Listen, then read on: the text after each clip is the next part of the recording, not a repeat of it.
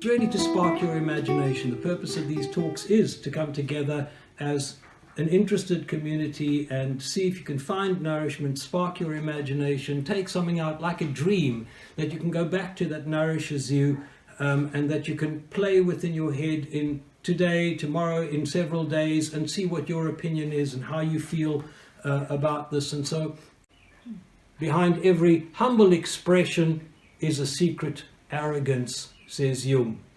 We call ourselves bad husbands, bad mothers, bad friends, bad children, and we might even be. We are guilty and we know it. However, that's the problem. It's not the redemption. For as long as we feel guilt about our shortcomings and we feel that it is up to us to make it right for what we have done, even to the point of self-sacrifice or suicide, then we've missed the point utterly.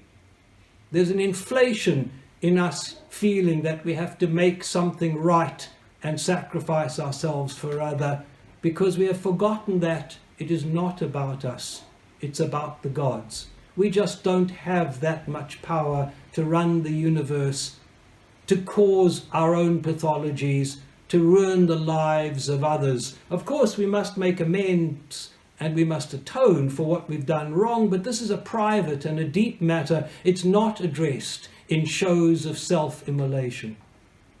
So when we wear sackcloth and we put on ash on our face and we deny ourselves pleasure and beauty, when we get ourselves ready to hide our light, when we stay depressed, we make one too many amends, as if we were the source of the wrongdoing, then we've forgotten our place alongside all of creation. When we give up on ourselves to please others, that is suicide and an insult to the gods. That's not what the gods ask of us. They ask for joyfulness even as we are sad, to dance even as we limp, to laugh even while we are crying, and to love even as it breaks our hearts.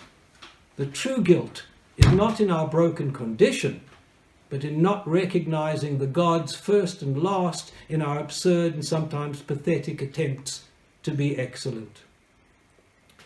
There is a Taoist story of the water carrier with his two pots, one broken and leaking, the other solid and whole, and each day the water carrier would go down to the river, collect water and walk back to town. One pot would be full and the other one half empty. On a particular hot day, the broken pot spoke to the man and apologized for his broken condition. "You walk so far," the pot said, "and yet when you get back to town, I only have a portion of my capacity to offer." "Don't be silly," said the water carrier.